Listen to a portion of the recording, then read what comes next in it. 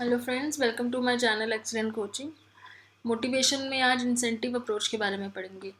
Incentive का मतलब हम सबको पता है कि कोई ऐसी चीज़ होती है जो हमें बहुत रिवॉर्डिंग लगती है, तो उसको हम इंसेंटिव कहते हैं। इंसेंटिव कोई मतलब एक बोनस भी हो सकता है या कोई भी ऐसी चीज़ जो एक्स्ट्रा हमें मिले, जो किसी काम के बदले में कुछ एक्स्ट्रा मिलता है रिवॉर्ड, उसको इंसेंटिव बोला जाता है। तो it is true that sometimes there is no physical need present yet people eat और ड्रिंक। तो ये कह रहे हैं कि जनरली क्या होता है, कभी कभी कोई नीड नहीं होता है कि हमको कुछ खाना है या कुछ पीना है, लेकिन फिर भी हम सामने कोई चीज़ पड़ी हुई देखते हैं तो उसको हम खाने लग जाते हैं, क्योंकि एज सच हमारे को कोई भूख नहीं लगी है, लेकिन सामने कोई चीज़ ऐसी पड़ी है बहुत टेस्टी जो हमने पहले खाई थी और उस टाइम हमें बहुत टेस्टी लगी थी, तो हम उस चीज़ को दोबारा खाने लग जाते हैं बिना भूख के भी। तो उसके पीछे क्या रीज़न होता है? तो वो बोल रहे हैं कि उसके पीछे एक ही रीज़न होता है, इंसेंटिव। इंसेंटिव क्या होता है? थिंग्स दैट अट्रैक्ट और ल्योर पीपल इनटू एक्शन। वो जो सामने कोई चीज़ पड़ी हुई है, सपोज आपके सामने पिज़्ज़ा पड़ा है और आपको भूख नहीं है, लेकिन फिर भी अगर सामने आपको दिखे और कोई ऑफ़र करे तो आप उसको खा लोगे। तो वो क्यों आपने लिया? आपकी कोई नीड तो थी नहीं, आपको कोई ड्राइव रिडक्शन तो करना नहीं था या कोई फिजिकल नीड तो थी नहीं जिसको कम करना था। ऐसी क्या वजह थी जिस वजह से आपने तब भी उसको खाया? वजह ये थी कि वो एक इंसेंटिव है आपके लिए। इंसेंटिव क्या है? कोई ऐसी चीज़ है जो आपको अपनी तरफ अट्रैक्ट करती है। तो काफ़ी सारे एक्शंस ऐसे होते हैं जो लोग करते हैं जिसमें इंसेंटिव इन्वॉल्व होता है। जो मोटिवेट होते हैं लोग कुछ चीज़ें करने के लिए, उसके पीछे इंसेंटिव होता है। ये बोल रहे हैं कि मैरियम वेबस्टर डिक्शनरी में तो इंसेंटिव का मीनिंग ही मोटिव दिया हुआ है। इंसेंटिव मीन्स आपका मोटिव कुछ काम करने का, जिसके पीछे आप मोटिवेट होते हो करने के लिए। तो इंसेंटिव अप्रोच में बिहेवियर को एक्सटर्नल स्टिमुलस के बेस पे एक्सप्लेन किया है कि बाहर जो स्टिमुलस आपको नज़र आ रहा है, जो भी चीज़ आपको दिख रही है, उसकी कुछ रिवॉर्डिंग प्रॉपर्टीज़ है। रिवॉर्डिंग प्रॉपर्टीज़ मतलब उसको यूज़ करके आपको पहले बहुत अच्छा लगा है, इसलिए दोबारा जब वो आपको स्टिमुलस नज़र आता है तो आप उसकी तरफ दोबारा अट्रैक्ट होते हो। तो ये इंसेंटिव अप्रोच है। These rewarding properties exist independently of any need or level of arousal। तो ये कह रहे हैं कि ये रिवॉर्डिंग प्रॉपर्टीज़ है, इसका नीड और अराउजल से कोई मतलब नहीं है। ज़रूरी नहीं है कि आपको उस टाइम नीड हो, भूख लगी हो इसलिए आपने खाया, या आपकी बॉडी में कुछ ग्लूकोज की कमी हो रही हो, अराउजल हो रहा हो इसलिए खाया। इससे कोई मतलब नहीं है। इसकी रिवॉर्डिंग प्रॉपर्टीज़ इंडिपेंडेंटली इतनी ज़्यादा स्ट्रॉन्ग होती हैं कि आपको अपनी तरफ अट्रैक्ट करती हैं। इसका रीज़न ये है कि इसका रीज़न पास्ट एक्सपीरियंस है। इसमें एक बहुत बड़ा जो फैक्टर है कि पास्ट एक्सपीरियंस कैसे? क्योंकि आपने वो चीज़ पहले खाई हुई है और आपको पता है कि वो आपको कितनी डिलीशियस लगती है या कितनी टेस्टी लगती है। तो आपका पास्ट एक्सपीरियंस यहाँ पे आपको उसकी रिवॉर्डिंग प्रॉपर्टीज़ के बारे में बता रहा है। तो यहाँ पे जब पास्ट एक्सपीरियंस की बात आती है तो कहीं ना कहीं एक लेटेंट लर्निंग के बारे में ध्यान आता है कि हमने लेटेंट लर्निंग के बारे में पढ़ा था जब एडवर्ड टॉलमैन का एक्सपेरिमेंट हमने पढ़ा था। कि उनका क्या एक्सपेरिमेंट था कि माउस को उन्होंने एक मेज़ में छोड़ दिया था, लेकिन एंड में उनको कुछ खाने की चीज़ नहीं दी थी, तो वो मेज़ में घूमते तो थे लेकिन उसको कभी सॉल्व नहीं करते थे। लेकिन जब उन्होंने एंड में खाना रखा, फूड रखा एंड पॉइंट में, तो जो चूहे थे उन्होंने 10 दिन के बाद सडनली वो मेज़ सॉल्व कर लिया और वो बाहर निकल गए। मतलब उनका पास्ट एक्सपीरियंस यहाँ पे काम आया, उनको याद रहा कि अब हमें कहाँ से जाना है, कौन सा रास्ता कैसे है, उनको मेज़ पूरी याद हो गई थी। लेकिन जब तक उनको इंसेंटिव नज़र नहीं आया तब तक उन्होंने अपना वो बिहेवियर नहीं दिखाया। तो वही उसी चीज़ को लेके इन्होंने बोला है कि हमारा बिहेवियर भी बहुत ज़्यादा इंसेंटिव के बेस पे होता है।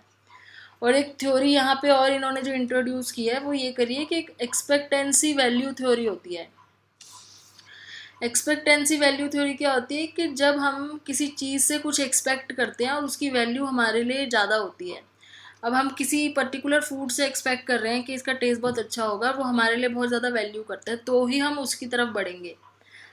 अगर हमें किसी चीज़ से एक्सपेक्टेंसी अच्छी नहीं है, हमें बहुत बुरा एक्सपीरियंस है पिछला पास्ट का और हमें पता है कि वो बहुत ख़राब चीज़ है, हमारी एक्सपेक्टेंसी बहुत कम है और उसकी वैल्यू हमारे माइंड में बहुत कम है, तो वो इंसेंटिव वहाँ पे काम नहीं करेगा।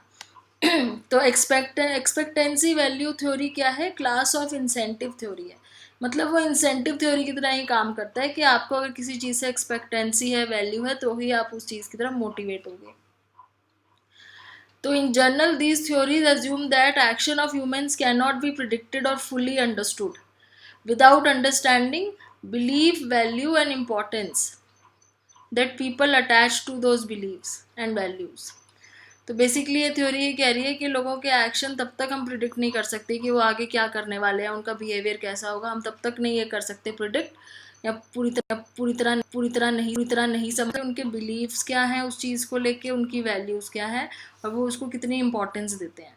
तो ये एक्सपेक्टेंसी थ्योरी है। और ये जो बिलीफ और इम्पोर्टेंस की बात हो रही है, यही एक तरह से इंसेंटिव की बात हो रही है कि लोगों को उस चीज़ में कितना इंसेंटिव नज़र आता है, वो तभी उस चीज़ की तरफ अट्रैक्ट होंगे या तभी मोटिवेट होंगे उस टास्क को करने के लिए।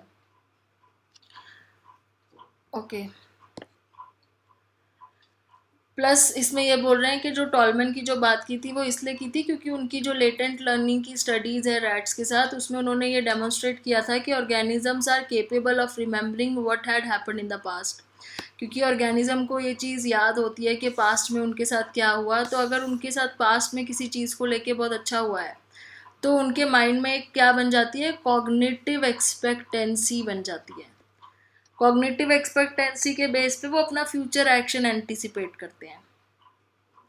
मतलब कि पिछले पास्ट में उनके साथ अगर उस पर्टिकुलर टास्क में उनका साथ क्या हुआ था, उसके बेस पे वो चीज़ उनको याद रहती है और उसके बेस पे वो अपना फ्यूचर का एक्शन डिसाइड करते हैं। So anticipating future events and adjusting their own actions according to those cognitive expectancies. अब सपोज कोई फ्रेंड है आपका, आप पिछली बार जब उससे मिले थे तो आपको बहुत ख़राब लगा था, उसने आपका बहुत टाइम वेस्ट किया था, आपको अच्छा नहीं लगा उससे मिलके, आपको लगा कि ये बहुत फालतू की बातें करता है, ये मेरा टाइम वेस्ट करता है। तो आपके माइंड में एक कॉग्निटिव एक्सपेक्टेंसी बन गई और जब वो आपको नेक्स्ट टाइम कहीं दिखा तो आपने उसको अवॉइड कर दिया, आपने वहाँ से चुपचाप निकल गए, उससे बात नहीं करी, अवॉइड कर दिया। क्यों? क्योंकि आपका बिहेवियर जो था ये कैसे मतलब कैसे सेट हुआ, क्योंकि आपके अंदर एक कॉग्निटिव एक्सपेक्टेंसी बनी हुई थी पुराने इवेंट को याद रखते हुए, तो इसलिए आपने फ्यूचर का एक्शन उसके बेस पे अपना चेंज कर दिया।